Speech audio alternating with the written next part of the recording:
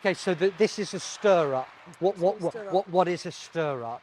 So just for some greyhounds that might need that little bit of an extra Fizz zing. them up. Yeah, to get them That's a little bit more on their interesting. toes. We don't do before that they- in England. There don't might be you? a few trials Right. or a couple of solos before racing. But so would they do that before every race? Yes, you've got the So option. this is it. They will run the hare round a few times before every race. So it's optional whether Yep. you can stand in the kennels with the door Yep. closed, or you can come out on a viewing platform. An escalator at a dog track. I think you've got more chance of going to Mars with Elon Musk than seeing that in England at the dogs. Fantastic. The facilities here, beautiful grass over there, lovely flower beds, some flags. The kennels looked immaculate.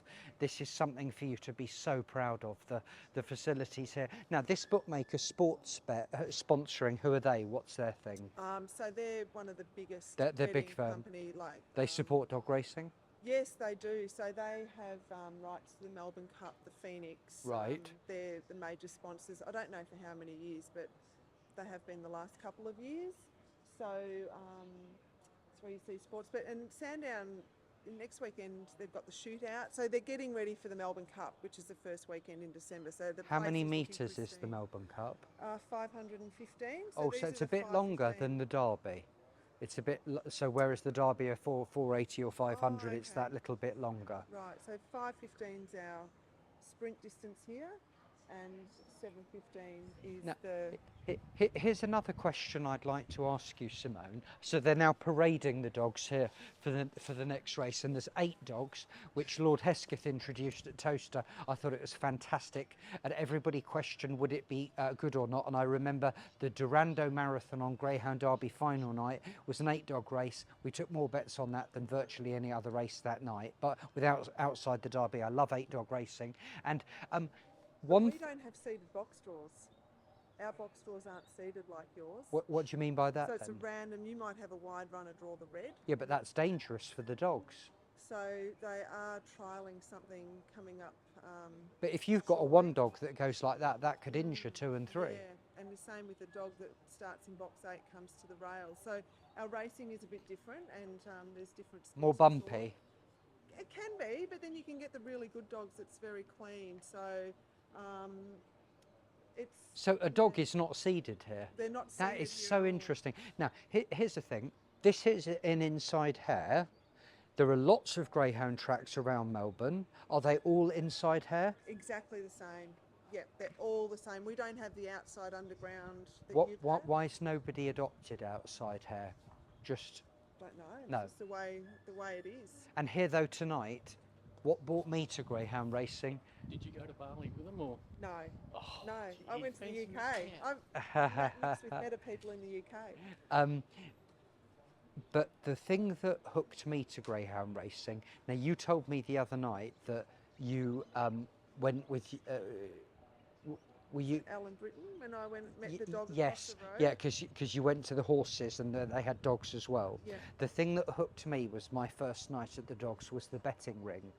But there's no, so am I right in saying tonight there will be no bookies here? There'll be maybe 1 or 2, but when I first used to start coming here, this was completely different. Yeah. And this was the betting ring down here. And how many bookies would there have been? Oh, maybe 20 or so. 20? Maybe.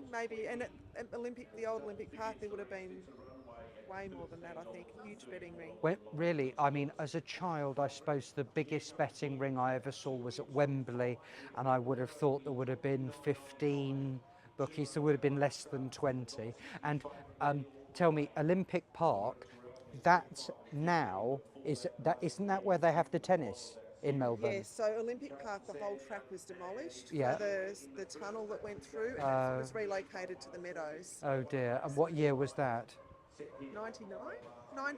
A long time ago. What do you do to prepare for a night at the dogs? I mean, do you sort of, are you ready to know which dogs will lead early or finish well or whatever? Not specifically into that much detail. It's basically just sort of, I do a lot of prep sort of just before the race sort of thing. A lot of the pre-race stuff, you do your form and your tips and things like that. Yeah. But just making sure colours and names, the rug colour and the name of the dog, and make sure I've got that sort of sitting there ready to go. And then, yeah, it's just sort of see it and say it out the window, and whatever happens after the start happens. And in greyhound racing, anything can happen. So it's one of those sports where you can't predict what's going to happen, and that's the exciting part about it. Now, in England, we have Errol Blythe, who we believe did the best commentary ever when Westmead Hawk, and he shouted, "Oh my God, he's done it!" Do you remember when he won the semi-final? And you can watch it again and again, and every time I watch the race, I think I'm yet to meet a human being as impressive as Westmead Hawk. What's the best greyhound that you've ever called? And the best one I've called so far is a dog called Belle. She's fast, who's going around. She's still running now. She's still running in the house. And she's won $2.5 million. She has won two Phoenixes, so $1 million races to the winner. Yep. And she basically kicked off her career here at Sandown Park along the same time when I started calling. And she won all the big races here in 2021. And then what she did after that's just been amazing. And she's coming back from an injury where she was really going to win a Group 1 race here back in May.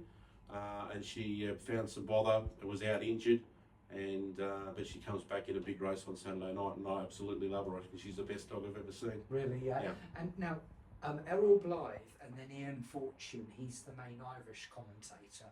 Often for a final, when I don't know if it just comes into their mind because their adrenaline's flying, but as the traps open or as the race finishes, it's like they sometimes have a bit of like a sort of buzzword to finish the race, like that goes with the name of the dog or whatever.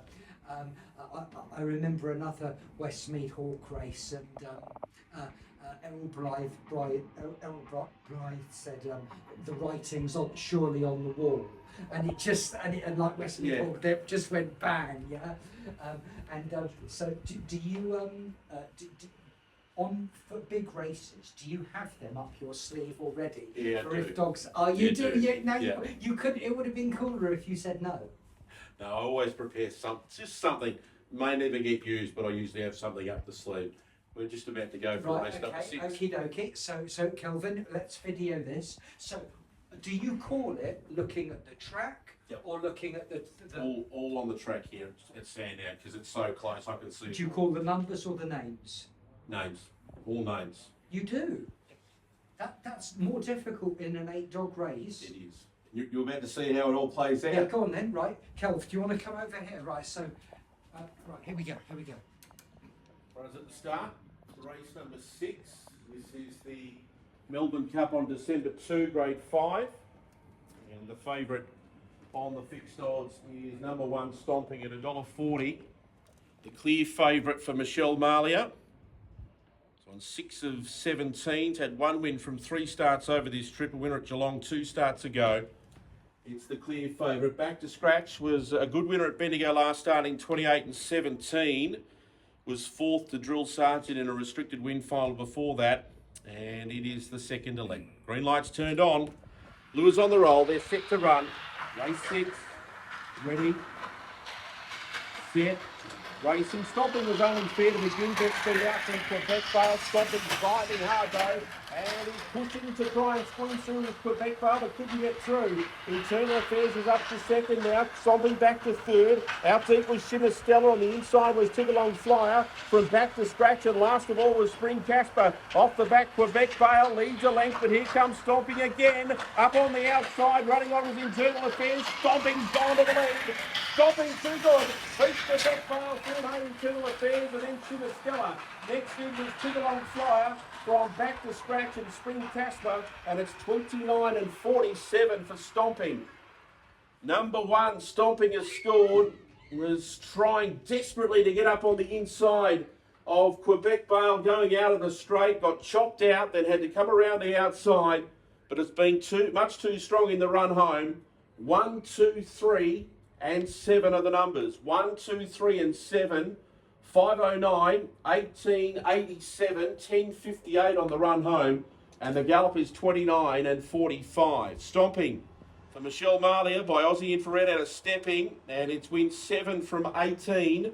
Quebec Vale second, Darcia Bale, Fanabale for Corey Grenfell, and 13 to 3 Internal Affairs is by Zambora Brocky, Nino De Oro for Justin Bowman. 1, 2, 3 and 7. 1 3/4 lengths is the winning margin. 1 3/4 by 1 1/4 the margins on race number 6. The winner stomping $1.40 the win at $1.04 the place. Quebec Bale $3.70, Internal Affairs no third, fourth in 7. The Quenelle $4.40, the Exacta 6, the Try $55.50, and the running double 3 to 1 $8.50. We stand by for the first 4 on race number 6. Race 7 tonight is the Greyhounds Entertainment Grade 5, a vacant in 5 and a field of 7. Race 7 due to go at 7 minutes after 9 o'clock. We look for that first 4. There it is, 206.30. 1, 2, 3, 7, 206.30 for the first 4. We stand by for the all clear. Race 7 at Sandown due to go at 7 minutes after 9 o'clock. Now, tell the truth. Is it a natural talent, or is it a skill that you practice? I couldn't do that in a million years. When I was growing up, I used to make little horses out of Lego. Right. And I used to push them around on the carpet and call and record, do video recordings and stuff like that. I honestly think so it was a potential that you made. Potential, yeah. And when I was a kid, I sort of had sort of thought it was a very niche market. There's not a lot of jobs around. It was very, there wasn't much work available and that sort of thing. So I never really had the passion for it, but I didn't have the drive to sort of get a job in that sort of area. Things just fallen into place as I've gotten older, and I've been able to go from calling harness racing trials, and then I called my first Greyhound meeting was on New Year's Eve in 2020. And not long ago. Nah, 11 months later I called the Melbourne Cup. How did you get past all the other commentators to do the Melbourne Cup? And are they a bit bitchy about you? No, honestly, obviously COVID was part of that scenario. What, they all died off? No, not quite, Right, not quite okay, that bad. But it's sort of, I got the opportunity. I mean, a lot of people suffered through COVID. In some respects, I was the beneficiary of very good fortune. And I mean, the things that had to happen for me to get in the position to not only call at a metropolitan racetrack, but to call the biggest and the best race in the world. So very fortunate. So you're fully buzzed up though, so before you call the shootout or the Melbourne Cup, you are. This is as big a night for you as it is for the dogs. Absolutely. I mean, it is. So I'll call hundreds and hundreds of races every year, and I will virtually get graded on one race. Yeah. It's the one race that I have to try and get right. Yeah. And I mean, this year's a little bit different for me with the Dream Chasers Festival. So I'll be calling all of the big races here at Sandown and at the Meadows. So there's a lot more extra races, and the Phoenix is obviously the big one at the Meadows in a few weeks' time. So a little bit of pressure with that one, but I really love the Melbourne Cup, and I just work really hard to make sure I get that one right, because that's the one everyone remembers. Daniel, it's always fantastic in life to meet passionate people and true professionals. Thank you very much for letting us watch you in action. No worries. And everybody in the Australian Greyhound racing family has given me the kindest welcome this evening. Come to the dogs this evening at Sandown Park. You look around. Look, it's absolutely immaculate. The money that goes back into the sport is spectacular. But there's literally nobody here. There must be 50 people here.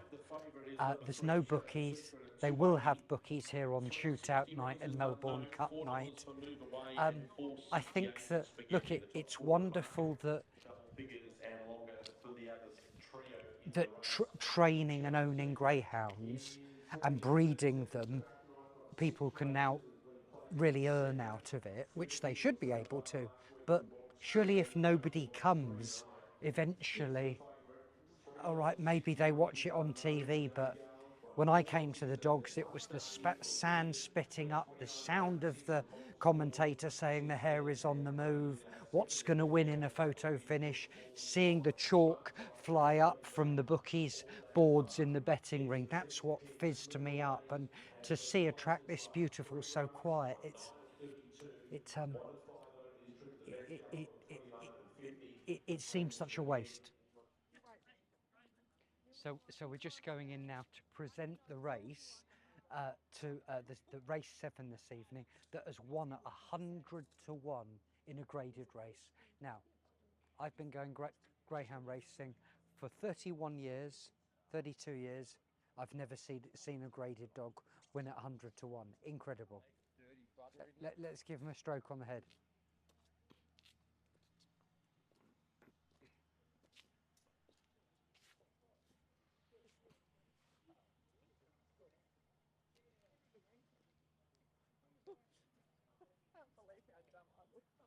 Track prepared beautifully.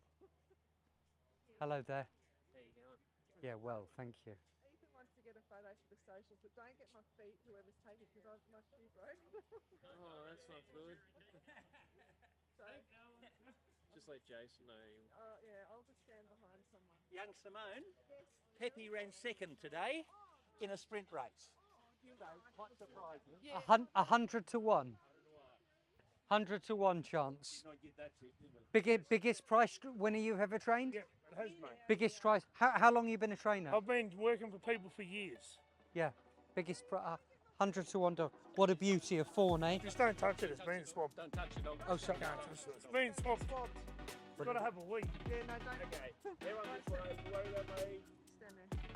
That's it. Perfectly footed, set. Well done. I tell you what. Don't touch the dog. Okay, sorry. Wish you luck. Nice to meet you. You too. We've had a lovely welcome to Australia. Thank you very much.